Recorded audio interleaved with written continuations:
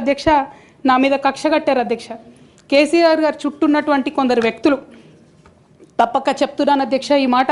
ఎందుకంటే భారతదేశ రాజ్యాంగం ప్రకారం రాజకీయ పార్టీలు ఏవైనా కూడా ప్రజలకు ఒక దిక్సూచిగా నిలవాలి అధ్యక్ష, ప్రజలకు ఒక దారిదీపంగా నిలవాలి. పార్టీలోనే అంతర్గత ప్రజాస్వామ్యం లేకపోతే రాష్ట్రంలో ఎట్లా ప్రజాస్వామ్యం ఉంటుందనే విషయాన్ని కూడా మనందరం గమనించాలి. కాబట్టి ఈ మాట చెప్తా ఉన్నాను అధ్యక్ష. మరి కక్షగట్టి నన్ను ప్రశ్నించినందుకు పార్టీ నుండి బయటకు పంపించారని చెప్పక తప్పదు అధ్యక్ష. అధ్యక్ష, మొదటి సంవత్సరం నుంచే రాష్ట్ర స్థాయి నిర్ణయాలలో ఎక్కడ కూడా నా పాత్ర లేకుండా కట్టుబడి చేసినారు అధ్యక్ష. ఇవాళ ఆనాడు బాధపడ్డా, ఇవాళ నేను సంతోషపడతా ఉన్నా అధ్యక్ష. ఎందుకంటే అధ్యక్ష, ధర్నా చౌక్ రద్దు చేయడం అనేటటువంటిది ప్రజాస్వామిక హక్కుల్ని కాలరాయడంలో మొదటి మెత్త అధ్యక్ష. ఆనాడు ఇంటర్నల్గా ఎంత ప్రొటెస్ట్ చేసినా కూడా రాష్ట్రం వచ్చింది, ఇప్పుడు ధర్నాలు ఎందుకు, దరఖాస్తులు లేవు, ధర్నాలు లేవు, అన్ని పనులు చేసి పెడతామని చెప్పుకుంటూ వెళ్ళడం జరిగింది అధ్యక్ష. అట్లానే రైతులకు జరిగినటువంటి అక్రమ అరెస్టులు అధ్యక్ష, ఇవాళ ఒక్కొక్క దగ్గర నుంచి రైతులు మాట్లాడుతూ ఉంటే బాధ తట్టుకోలేకపోతున్నాం అధ్యక్ష. అదేవిధంగా పార్టీలో జరుగుతున్నటువంటి అవినీతి అధ్యక్ష, ప్రభుత్వంలో జరుగుతున్నటువంటి అవినీతిని ఎప్పటికప్పుడు నేను వారి దృష్టికి తీసుకెళ్లడం జరిగింది అధ్యక్ష. అమరజ్యోతి నుంచి మొదలు పెట్టుకుంటే అధ్యక్ష, అంబేద్కర్ విగ్రహం దగ్గర నుంచి మొదలు పెట్టుకుంటే అధ్యక్ష, సెక్రటేరియట్ నుంచి మొదలు పెట్టుకుంటే అధ్యక్ష, కలెక్టరేట్లలో కూడా తీరని అవినీతి జరిగిన మాట ముమ్మాటికి వాస్తవం అధ్యక్ష. దీనికి పెద్ద ఉదాహరణలు సిద్దిపేట, సిరిసిల్లలో కట్టినటువంటి కలెక్టరేట్లు 2 వచ్చినటువంటి మొదటి వర్షానికే 2 కూడా మునిగిపోయినాయి అధ్యక్ష. ఆ విజువల్స్ అందరం కూడా మనం చూడడం జరిగింది. ఇక సిద్దిపేటలో, సిరిసిల్లలో కట్టిన కలెక్టరేట్లకే దిక్కు లేకపోతే మొత్తం రాష్ట్రంలో కట్టినటువంటి అన్ని బిల్డింగ్లు ఎట్లుంటాయన్న విషయాన్ని కూడా ఒకసారి తెలంగాణ ప్రజలు ఆలోచించుకోవాలి అధ్యక్ష. ఒక పక్క నిజం మాట్లాడే వాళ్ళను, సూటిగా మాట్లాడే వాళ్ళను, ఉన్నట్టు చెప్పే వాళ్ళను రిస్ట్రిక్ట్ చేయడమే కాకుండా అధ్యక్ష, ఉద్యమకారుల విషయంలో తీరని నిర్లక్ష్యం గురైంది అధ్యక్ష. అనేక సందర్భాల్లో నేను పార్టీ నాయకులని, పెద్ద నాయకులను కూడా అనేక సందర్భాల్లో అడిగిన అధ్యక్ష. వేరే విధంగా సహకరించకపోతే, వేరే విధంగా వాళ్ళకి హెల్ప్ చేయలేకపోతే కనీసం సీఎం రిలీఫ్ ఫండ్ కింద మనిషికి 10 లక్షలు ఇద్దాం, ఎక్కడోళ్ళు అక్కడ సెటిల్ అయిపోతారు అధ్యక్ష అని కూడా అడిగినాం అధ్యక్ష. అది కూడా చేయలేదు. 43 లక్షల మందికి పెన్షన్లు ఇస్తున్నామని గర్వంగా మనం చెప్పుకుంటున్నాం. ఉద్యమకారులు కాన్స్టిట్యున్సీకి 1000 మంది కూడా ఉండరు. ఆ 1000 మందిని పట్టుకుంటే ఇంకో 1,00,000 మందికి ఎక్కువైతుంది. వాళ్ళకు పెన్షన్ ఇస్తే లాగుంటుంది, గౌరవంగా ఉంటుందని అనేక సందర్భాల్లో చెప్పినాం అధ్యక్ష. అది కూడా 69లో పనిచేసినటువంటి ఉద్యమకారులు వాళ్ళ స్ఫూర్తిని తీసుకొనే మనం ముందుకెళ్ళినామని మనం చెప్పుకున్నాం అధ్యక్ష.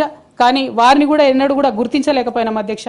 అదేవిధంగా విద్య విషయంలో అధ్యక్ష, మన మెయిన్ ట్యాగ్ లైన్ నీళ్లు, నిధులు, నియామకాలు అనేటటువంటి మన మెయిన్ ట్యాగ్ లైన్ ఏదైతే ఉంటుందో అధ్యక్ష, అన్నిటినీ కూడా గండుగొట్టుకుంటూ పోయినాం అధ్యక్ష.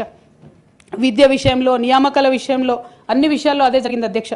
అదేవిధంగా కొందరు ప్రజాప్రతినిధులు చేస్తున్నటువంటి దురాగతాలని కూడా ఎప్పటికప్పుడు నేను అధిష్టానానికి చేరవేసిన అధ్యక్ష. దాని మీద ఎటువంటి చర్యలు లేవు అధ్యక్ష. దానికి ప్రత్యక్ష నిదర్శనం ఇసుక దందాల్లో చేసినటువంటి అక్రమాలతోని నేరేళ్ల లాంటి దురాగతాలు జరిగినాయి అధ్యక్ష. దళిత బిడ్డల మధ్యలో అనవసరంగా బలైపోయినారు అధ్యక్ష. కానీ దాని మీద కూడా ఎటువంటి చర్యలు తీసుకోకపోవడం, అది అప్పుడు బీఆర్ఎస్ ప్రభుత్వం తీసుకోకపోవడం, ఇప్పుడు కాంగ్రెస్ ప్రభుత్వం చర్యలు తీసుకోకపోవడం కూడా చాలా దారుణం అధ్యక్ష. బోధన్ షుగర్ ఫ్యాక్టరీ అధ్యక్ష, నా ప్రాంతం అధ్యక్ష, నా బోధన్ మా అత్తగారిల్లు.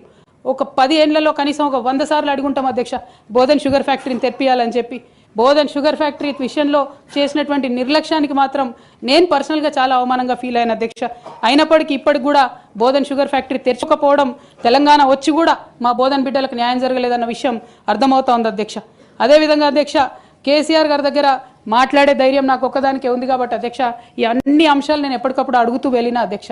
సరే, పర్సనల్గా వారు నాకు తండ్రి, పార్టీ అధ్యక్షులు, 1-2 విషయాలు చేసినా 1-2 విషయాలు చేయకపోయినా నడుస్తుంటుంది పార్టీ అన్నప్పుడు. ఇంత పెద్ద వ్యవస్థ ఉంటే అనుకోవచ్చు అధ్యక్ష. కానీ కింద ఉండేటటువంటి అనేక వ్యక్తులు కంటిన్యూస్గా దురాకతలు చేస్తుంటే కూడా మరి చూసుకోకపోతే కరెక్ట్ కాదు అధ్యక్ష.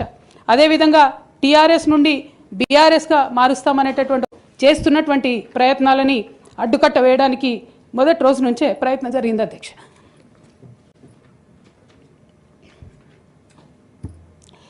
కానీ ఎక్కడ కూడా నేను తెలంగాణ బిడ్డలని, తెలంగాణ ప్రజల్ని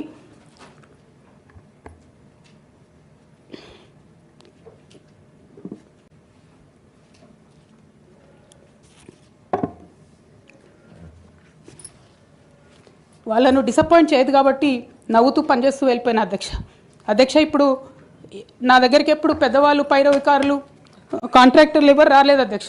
నేను ఎప్పుడు కూడా పేద ప్రజల మధ్యలోనే ఉండి పనిచేస్తున్నాను అధ్యక్ష. నా దగ్గరికి వచ్చినటువంటి బీడీ కార్మికులు కావచ్చు, బీడీ టేకేదారులు కావచ్చు, అంగన్వాడీ టీచర్లు కావచ్చు, ఆశా వర్కర్లు కావచ్చు, ఐకేపీ ఎంప్లాయీస్ కావచ్చు అధ్యక్ష, అదేవిధంగా జిహెచ్ఎంసీ కార్మికులు కావచ్చు అధ్యక్ష, టీచర్లు కావచ్చు అధ్యక్ష, నిరుద్యోగులు కావచ్చు, ఆడబిడ్డలు కావచ్చు, సింగరేణి ఉద్యోగులు కావచ్చు, కరెంట్ ఎంప్లాయీస్ కావచ్చు, ఎవరు వచ్చినా అధ్యక్ష నేను కాదనకుండా నాకెంత వీలైతే అంత పనిచేసి పెట్టేటటువంటి ప్రయత్నం చేసిన అధ్యక్ష. అయినా సరే అధ్యక్ష పార్టీ మౌత్ పీసులుగా ఉండేటటువంటి పార్టీ పేపర్లు, పార్టీ ఛానళ్ళు ఏ ఒక్కరు కూడా ఎన్నడూ కూడా మద్దతు ఇవ్వలేదు అధ్యక్ష. అయినా సరే ధైర్యం వదులుకోకుండా మొక్కువని ప్రయత్నంగా నేను ప్రయత్నం చేస్తూనే వెళ్ళాను అధ్యక్ష. అధ్యక్ష తెలంగాణ రాకముందు, బీఆర్ఎస్ ప్రభుత్వం ఏర్పడకముందు ఒక మాట అనుకున్నాం అధ్యక్ష. కేసీఆర్ గారే పదే పదే ఈ మాట చెప్పారు. ఉమ్మడి రాష్ట్రంలో మనకు కాంట్రాక్ట్ వ్యవస్థ వచ్చింది, మరి కాంట్రాక్ట్ ఎంప్లాయీస్తోని, అవుట్సోర్సింగ్ ఎంప్లాయీస్తోని దేశానికి నష్టం జరుగుతుంది, రాష్ట్రానికి నష్టం జరుగుతుంది, అందరికన్నా ఎక్కువ తెలంగాణ యువకులకు నష్టం జరుగుతుందని చెప్పారు అధ్యక్ష.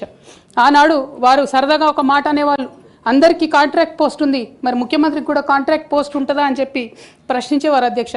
కానీ తెలంగాణ వచ్చిన తర్వాత 10 ఏళ్లలో కూడా కాంట్రాక్ట్ వ్యవస్థను మనం రద్దు చేసుకోలేకపోయినాం అధ్యక్ష. అది కాకుండా అవుట్సోర్సింగ్ ఎంప్లాయీస్, అవుట్సోర్సింగ్ వ్యవస్థను పెంచి పోసిపోయినాం అధ్యక్ష. అధ్యక్ష బాధతో, చాలా ఆవేదనతో నేను ఈ మాటలు చెప్తా ఉన్నా అధ్యక్ష. తెలంగాణ సమాజానికి ఏదైతే ప్రశ్నించడం నేర్పించినటువంటి బీఆర్ఎస్ పార్టీ అధ్యక్ష, అంతర్గత వేదికలలో అనేక సందర్భాలలో నేను ప్రశ్నిస్తే అధ్యక్ష నా మీద కక్ష కట్టారు అధ్యక్ష. కేసీఆర్ గారు చుట్టూ ఉన్నటువంటి కొందరు వ్యక్తులు, తప్పక చెప్తున్నాను అధ్యక్ష ఈ మాట, ఎందుకంటే భారతదేశ రాజ్యాంగం ప్రకారం రాజకీయ పార్టీలు ఏవైనా కూడా ప్రజలకు ఒక దిక్సూచిగా నిలవాలి అధ్యక్ష, ప్రజలకు ఒక దారిదీపంగా నిలవాలి. పార్టీలోనే అంతర్గత ప్రజాస్వామ్యం లేకపోతే రాష్ట్రంలో ఎట్లా ప్రజాస్వామ్యం ఉంటుందనే విషయాన్ని కూడా మనందరం గమనించాలి. కాబట్టి ఈ మాట చెప్తా ఉన్నాను అధ్యక్ష. మరి